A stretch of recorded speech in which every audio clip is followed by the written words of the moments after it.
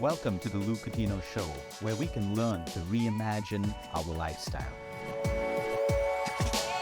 We talk about physical health, we talk about depression, the brain, the connection between the gut and the brain and the brain and the gut, the HPA axis. But today, we're going to talk about a new microbiome, the oral microbiome. We talk about physical health. What about our oral health? And this powerful episode today is created in collaboration with Sensodyne. I'm really happy that we are creating awareness about oral health for World Oral Health Day, because we focus on things that are important, but there are sometimes things that are way more important that we forget in our busy schedules. On this powerful episode, I have Dr. Kohli. It's a pleasure to have you. Thank you. I don't know where to start. Padma Shri, Padma Bhushan, treated the presidents across the country for years and years, practices doctorates from different parts of the world. In fact, let me stop there and ask you to introduce yourself. It's such a pleasure to have you on this show, especially for World Oral Health Day. And I think Sensodyne is doing a great job trying to create this awareness. And it's a pleasure to have you as an expert. Thank you, and good morning, Luke. Good morning. It's wonderful to see you here after flying late night flight from Africa. Thank you. And very interesting, here is a man who talks about the health to millions of peoples. And he not only motivates, he makes them to understand why health is so important. And lately, when I was watching, he's talking about the gut. So it's wonderful to have you. Luke, I'll be telling you something very interesting. Now, today the world population is 7.8 billion. Out of 7.8 billion, 3.5 billion people are suffering from one form of the disease or the other form of the disease. Now, if you look into it, when we see the WHO records, it says out of every 4, 3 people are suffering from one disease or the other disease. So, it is wonderful to have you because people follow you and people listen to you, and your message on this day will have a big impact on the society for inspiring the generations to come. Now, even you will be surprised when we talk about these things. In America, around 4 days working hours are lost because of the dental problem of the people. Now, when you talk about the loss of the working hours, is a loss of the country's productivity also. And in developing it is much higher. And so many children are suffering. And there is a availability, cost effective, and the availability, like you have too many dentists in the cities, but you have very little dentists in the villages. So we need people to educate, and not only educate and to make them aware, to inspire them, like you inspire them for the health. I heard to make the people to understand what is the effect of the cancer. I can understand because I see a lot of cancer patients. But it will be a wonderful discussion we will have today, and I'm looking forward for that. Thank you, doctor. It's a pleasure, like I said, to have you over here. And I love this word awareness because it leads to something that you were speaking before this started about prevention. Yeah. How can we invest in prevention? People already have problems, they're taking dental treatment. But how do we create this awareness so it reaches people in villages, and other societies across the world? So, doctor, with life expectancy now increasing, we also need to make sure the health of our teeth are also good and strong. So why is oral health so critical when it comes to overall human health? The average human age used to be 37 years when we got liberated. That is, I'm talking about 1947. And today it is average is in India is 65 plus. And in few countries in the Europe, it is 95, Japan and other places. So as the age advances, for that good age, you need the good teeth. So basically, oral health is the mirror of the general health. So we have to look into this. And your question is very valid, why it is being neglected. Now, there are 2 reasons for it. One is because we were not financially that sound where we had. And second was the awareness. The awareness because people are not concerned, because dental thing is this, until and unless you know and go for examination, it only comes to know when it reaches to the extreme. So dental problem, you see, in human body, enamel is the only structure which is the hardest, which doesn't have the self-repair. Like if you have a cut, it will repair. If you have a broken bone, it will repair. But if you have a decayed tooth, it has to be repaired by the dentist, where the dentist comes into the picture. So one is the awareness, and one is the non-availability, and one, people take it very lightly. Like you will find in practice, like decades in the practice, we come across the people from a good society and good financial background, though they never been to the dentist for 4 decades. And when they come, this is a lot of problems. So we have to make a change, and people like you who can send the message to the masses can bring awareness and tell the people how important is the oral health for the general health. And that is the most, and the government has to, like, if you ask me, I'll definitely say they should have a chapter in the books at the lower level where they should teach the student the value of the teeth, importance of the teeth, which is a must at this time. Doctor, I love what you spoke about enamel. Yeah. So what are some of the steps that we can take to look after enamel, especially since we can't replenish it? And what destroys any enamel? Can you tell me some things that destroy it and things that we can look at a preventive process? Now let's take that point. Now, if we look at it, how many people uses a brush in our society? Not even 50%. Now, oral condition, mouth is full of bacteria, as you are very well aware, with the microbes and other things. So, acidic factor in the mouth, there are bacteria which produces acid, and that acid demineralizes the organic substance of the tooth and make it soft. And then that is what we call as a decay. There's nothing like kida. So it is a demineralization of the organic substance of the tooth, which decays the tooth, and it goes unnoticed. If it goes unnoticed, then it becomes sensitive. But that is not the only cause of sensitivity. Sensitivity can be because of the receding gum, because of the atresion. See, we live in a stressful life. Today we find a lot of problem, and you will be that will comes to your field. TMJ problem, temporomandibular joint. People grinding the teeth in the night grinding. And these are related to the stress. And then we have a lot of issues because of the civilization. Our food habits are changing. So sensitivity is not only because of the one thing. There are so many factors for sensitivity also. Receding gum, atresion, and decay. And these are all the factors, and which are preventable if they are diagnosed at an early stage, which saves a lot of mind. So I will put it other way around. So people should invest on their health. Invest means if you are investing at an early stage when you don't have problem and you go to the doctor and you are being diagnosed and you get treated, then you don't end up with the root canal and implants, and you can be saved. Right. No, I like your point about prevention. I mean, that's always the best. Yeah. Because people can save their money from treatment and also have a quality life. Doctor, what are some of the steps that we can take to identify that our oral health is slowly getting, it's getting poorer and poorer? What are some of the symptoms and some of the, signs that we can recognize? I'll start with ignorance. We don't give that much importance to the oral health. And we are not in a society where we have the insurances. Like in America, people go to the dentist every 6 months and they have examination, because here is the 2-time meal is more important than going to the dentist. There are major problems are there. When tooth sensitivity comes, person thinks, let me avoid drinking or taking the ice cream. If one side is tooth is affected, he says, चलो 32 हैं, इस तरफ से नहीं तो इस तरफ से खा लेंगे.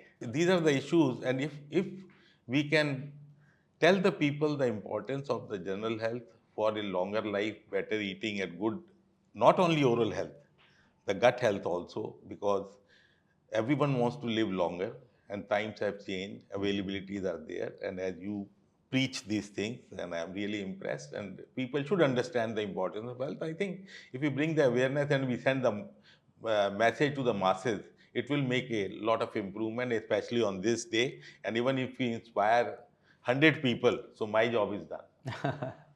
And bad breath. What's your take on bad breath? Yes. And its connection with oral health, and what can we do to improve it? Now, that's a very, very good question you have asked. Today is what we have the youngest population in the world. And it's not the time when only the boys were working. Now boys are working, girls are working, and everybody wants to go to the job. And everyone wants to look smart, and everyone wants to smell better. Now, the basic cause today of the bad health is the bad oral condition. Is a gingivitis, it is a periodontitis. These are related to the tartar, and plaque accumulation is the one. Then decayed tooth, Over and above, which relates to you, is the systemic diseases. There are many diseases which gives a bad smell in the mouth. Uremia, diabetes, respiratory problems, kidney problems, they reflect in the mouth. That's why they say mouth is the gateway to the general health of the person. Now, these are the things which leads, and more than anything else, lately what we are having the intermittent fasting. In between the two meals, we don't eat anything. And that can also lead to the dry mouth, and dry mouth leads to the decay and it leads to the bad smell. People like malignancy patient, those who are cancer drugs, they have this lot of problems. Salivary glands gets damaged and they have the dryness in the mouth.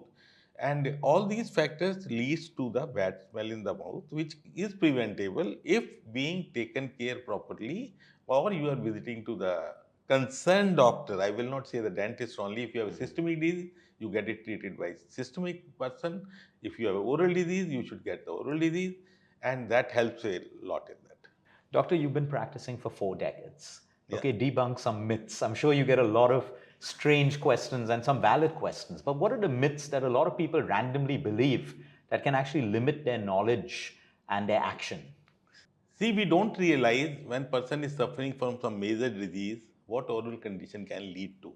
Recently, we had a patient who got some implants done, and then she goes back, and then she has a rheumatological problem, and she is not able to correlate how it comes. And you will be surprised, the cause was detected from the dry mouth. It has a correlation with your arthritis. Now, most of the people think sugar is the only thing which is the cause of the bad teeth, which is not true. Sugar is one of the reason for tooth decay, which gives an environment, acidic environment they produce, and they produce the acid, which leads to the enamel decay, which we discussed.